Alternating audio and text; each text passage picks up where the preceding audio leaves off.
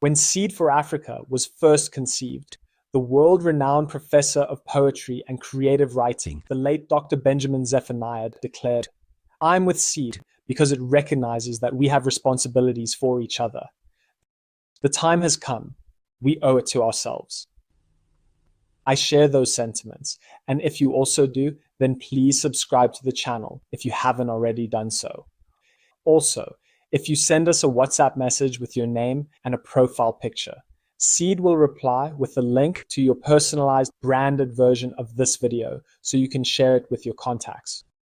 With enough love and blessings, we thank you for being here.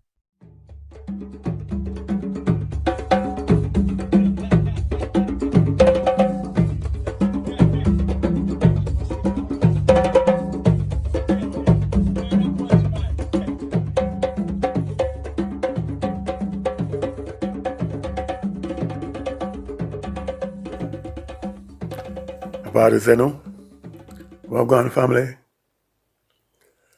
I want to send love and greetings to all returning viewers and subscribers. And if you're new to this channel, I say karibu and welcome to the family. Ever since I initiated this journey, I've been wanting to call a spade a spade. And I would love for us to really understand why some of us in the West, especially in the US, why we sometimes call someone a spade. It's deep.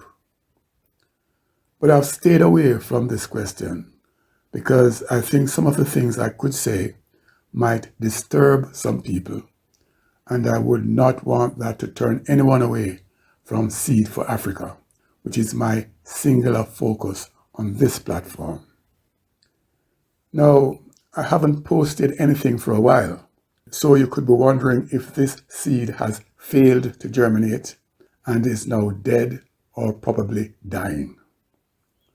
So I'm here to let you know that despite the silence, Seed is very much alive and is at an interesting stage of its development. But when I was getting ready to record, it suddenly struck me that the question of what is a spade is really at the very root of what Seed for Africa is all about. So I now see why it is important for me to address the question, and I'm going to do that. But before I do, I must update you regarding Seed. And I think the best way to update you will be to show you our website as it is now. I will come back to this fundamental question later. Of course, I could simply give you the website address for you to go and look at it, but I don't think that would really cut it. I think most people don't properly read through a website. They just quickly scan through it. But my intention here is for us to fully digest the essence of Seed for Africa. And so I would like us to go through the site's homepage together. You see me? The page starts with Seed's branding and with a message from Steel Pulse, who were our first patrons. But let us now just kick back and listen to AI read to us what the page actually says. The need for seed. All the major charity organisations that offer aid support to Africa are white-led. While this generosity is appreciated by all, it also serves to cement the view that the African race is hopelessly incapable of supporting itself without assistance from others. We assert that this subliminal message, though perhaps not intended, has an extremely negative psychological effect on the race as a whole worldwide. The material benefits derived from the aid received cannot compensate for this sense of being second-class members of the human family who are eternally dependent on the more competent people of other races. To reverse this negative effect, there needs to be a highly visible, black-led, black-run, worldwide organisation making a major contribution to aid efforts in Africa. black people need to be seen to be contributing. If black people who can afford to help Africa are not prepared to do so, then why should others? And what would it say about those who can afford to help but choose not to? There is a significant number of black sportspersons, entertainers, entrepreneurs, etc., scattered across the globe. If each were to contribute a reasonable proportion of his or her income to this cause, such an array of black icons could collectively maintain a substantial level of support for Africa. Such organised black support would remove the silent perception that black people are totally dependent on others. Moreover, the high profile maintained by each of these stars would guarantee the global recognition needed and deserved by this organised effort. With such an organisation acting to engage in the issues of Africa today, there would be a major shift in the way that black people see themselves and each other. Now below is a clip from another of our patrons, Benjamin Zephaniah, rest in power. The clip is from the end of our film, The African Safari.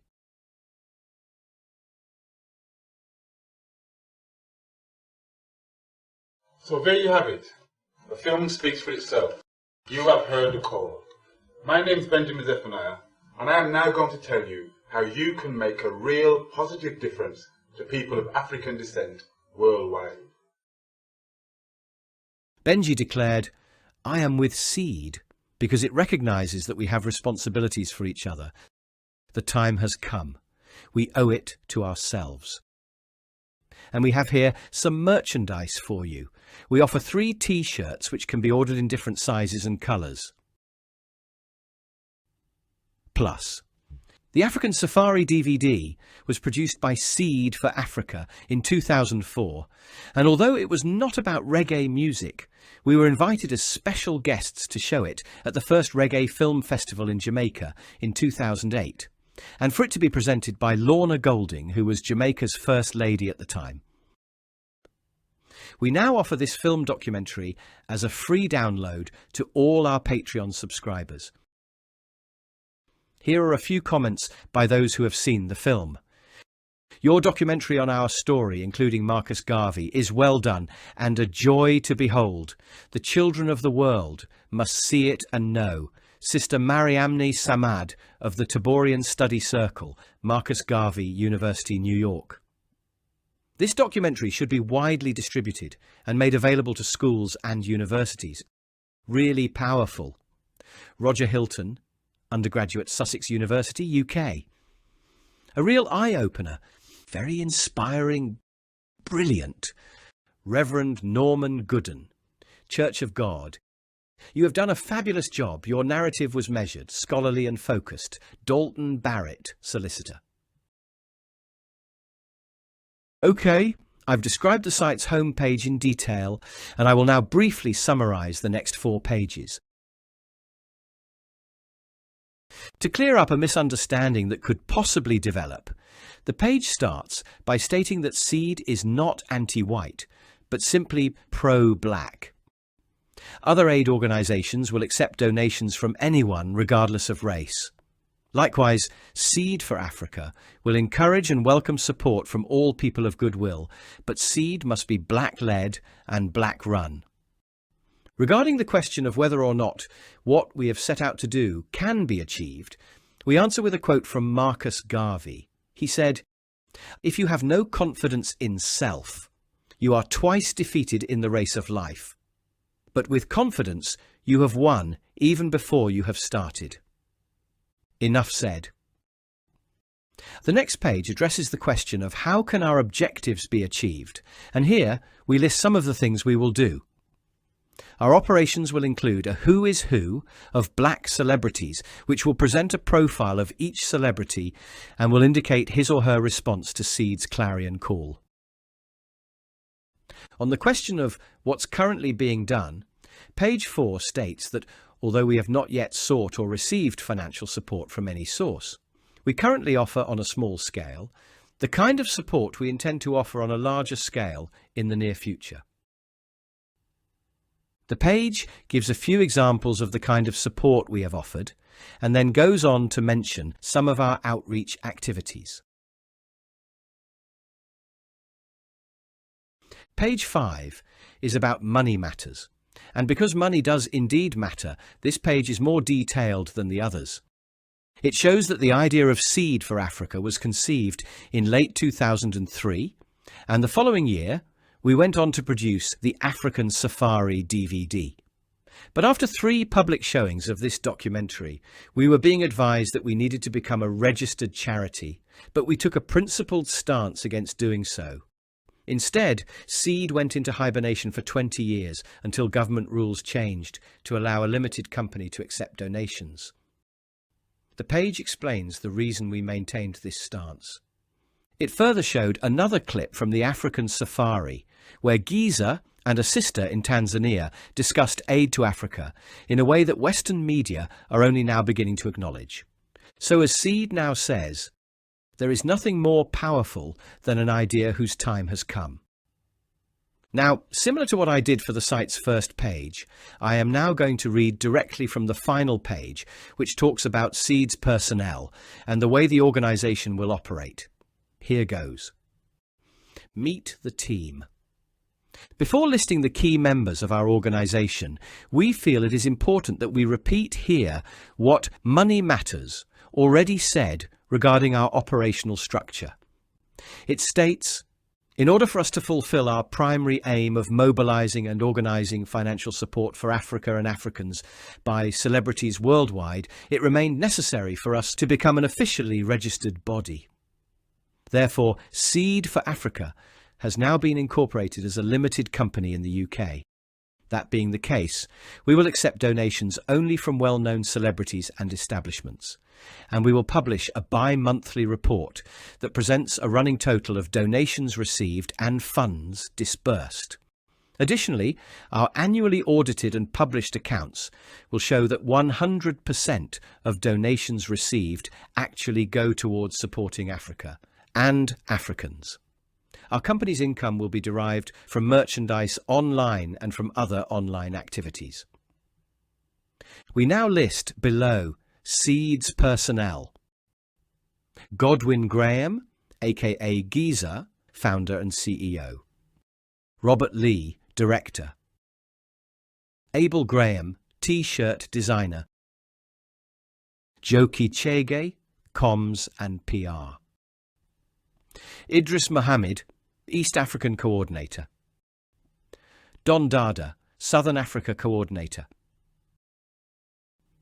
For a more detailed profile of each member of the team, you can visit seedforafrica.org/theteam.html.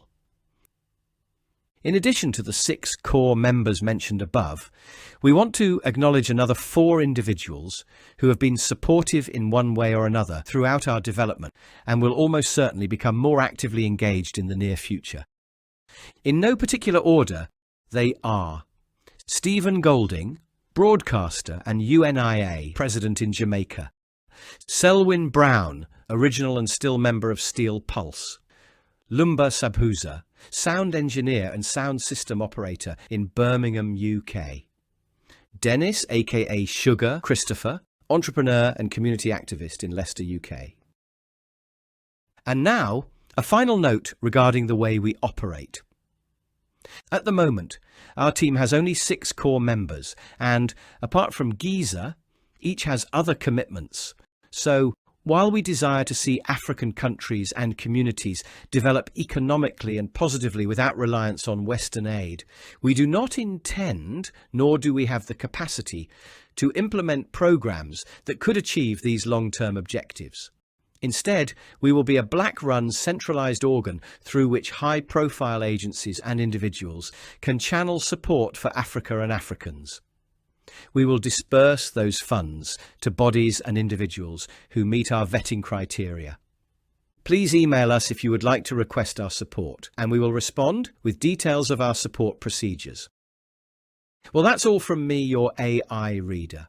We hope you have not been put off by listening to artificial intelligence, reading to you what Giza scripted Instead, Seed hopes you will understand and overstand that every word from this artificial intelligence reader was written from Giza's natural intelligence. Seed further hopes that you will warm to Seed's forward-looking and innovative approach, and will now be keen to get on board this journey into a better tomorrow for us all. All that is now left for me to say is walk good and bless up yourself. Okay. I realize that AI readers are now really quite common, but I imagine that having an entire website read to you along with an active display of the site itself was probably a totally new experience, and so it made you completely forget the question which started the video in the first place.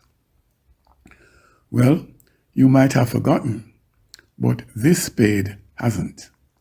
So I'm now going to address the question. But before I get into it, I'm going to point out that I have a general policy of not making my videos too long, and it is now about 15 minutes in length.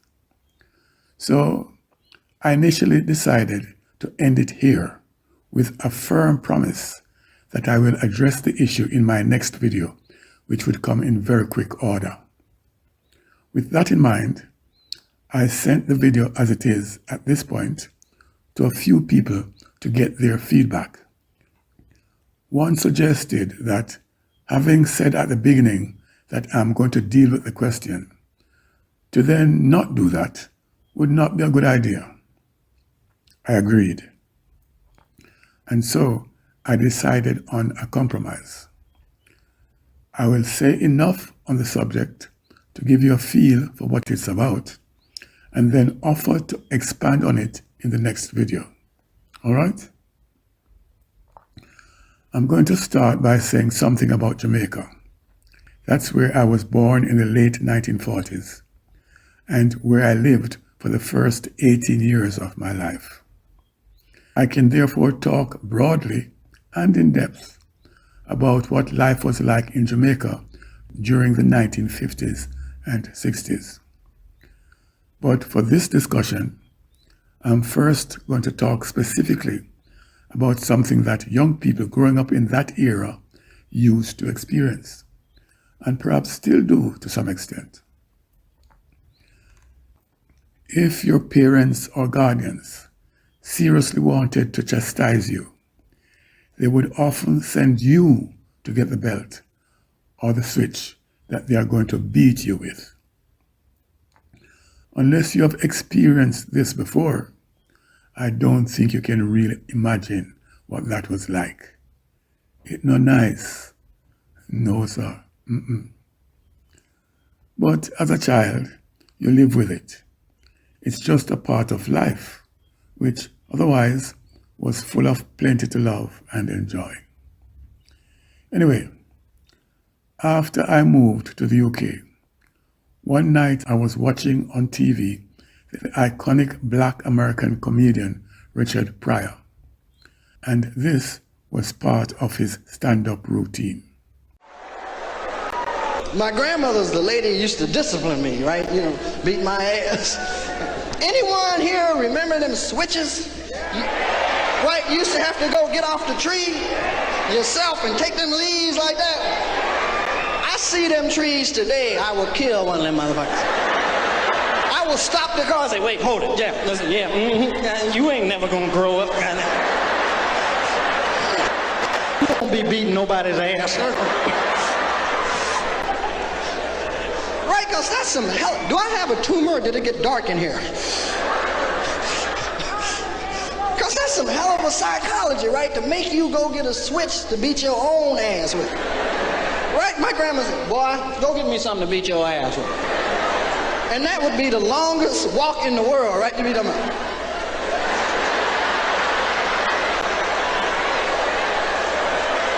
And you be thinking all kind of shit, right? Because you know you done fucked up, Jack. Maybe it'll snow before I get there or something. Maybe she'll have a heart attack and won't be able to whoop me. I don't want to get no whoop. gonna tear it up and know it. And you know you couldn't come back with no little switch, right? Because if you did, she'd go out and get the tree and beat your ass with it, right? You'd be like, please, I don't want to get a woman in it. And you get them switches and they start cutting the wind on the way home right here. Make you start crying before you get in the house. Like, Mama!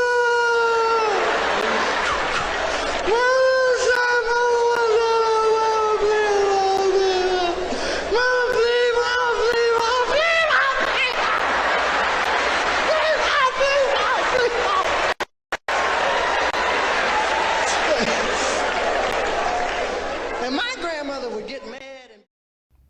I saw the Richard Pryor show about 50 years ago, and I've never forgotten it. Not simply because it was funny. Yeah, it was funny for true. But the real reason it has lived with me for all this time is because it said something to me that I just couldn't get my head around. It told me that when I was growing up, black kids in the US were experiencing the exact same trauma that kids in Jamaica had to endure. And right now, I have little doubt that this applied to youth in other Caribbean islands. But how come? It wasn't as if there were cultural exchanges between blacks in the US and blacks in the Caribbean, where parents would discuss the best way to bring up their children. No. So how come this very bizarre practice was apparently common across black societies in the West? Well, some years after seeing Richard Pryor joking about this, I came across an article. I can't remember where exactly. And I've searched Google, but no matter what I've typed in so far, I've not yet found it. In fact, I think I was extremely lucky to find the particular clip of Richard Pryor. It felt like striking gold. Anyway, the article I'm talking about also said something that I've never forgotten. It said that during slavery, when a slave was to be punished, the slave master or the overseer or the slave driver would oftentimes send the slave to get the whip. Oh, so that's where the idea came from. Now, over the past half a century or so, societies have generally moved away from beating children. And so the practice seems to have decreased significantly. Additionally, even though black communities apparently carried on this practice for a few centuries, it largely only affected the relationship between children and parents and did not have any noticeable impact on the community as a whole. So I started the discussion with this example simply because it so clearly highlights the fact that the past can affect the present in ways that we are totally unaware of. But I'm now going to point to a practice from slavery and colonization, which has had a devastating effect on the entire African race and is still front and center of our everyday life, even as I speak. I mentioned earlier that whippings were administered by either the slave holder, the overseer, or the slave driver. But until quite recently, I thought that the term slave driver was simply a general term used to refer to someone who's in a position to push someone to work harder than they would otherwise. But I've now come to learn that a slave driver was himself a slave, who had been selected by the slave owner or the overseer to whip his fellow slaves. You might know that a house slave was one who had privileges that those working in the fields didn't. Well, so did the slave driver. To retain his privileged status, he would often feel the need to show that he is doing a good job by flogging more brutally than even the master or the overseer. This syndrome of slave driver versus the majority of those enslaved is prevalent today in black communities around the world. And in forthcoming videos, we will look at a very clear example of this, plus various other aspects of slavery and colonization, which have shaped the way we think and behave in this, the 21st century. Well, that's about it from me for now. And I want to thank you for staying with me up until now. And I'll ask you to please subscribe to the channel if you haven't already done so, and to like and share this video with everyone you feel you can reach. Let us grow the family, okay? Okay. And finally, I must dedicate this video to the elder Ras Logeron Jaden, who was laid to rest on Saturday, May 17th. Brother Logeron was a real soldier and a stalwart of the Haile Selassie Foundation in Kenya.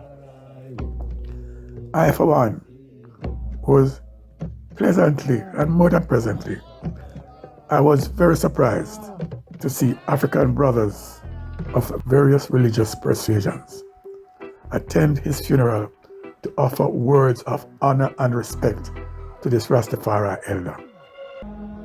Although I'm not versed in Swahili, I know that their presence and whatever they said was far more significant than anything that I could say. I will therefore say no more. So until I come forward again, I'm gone.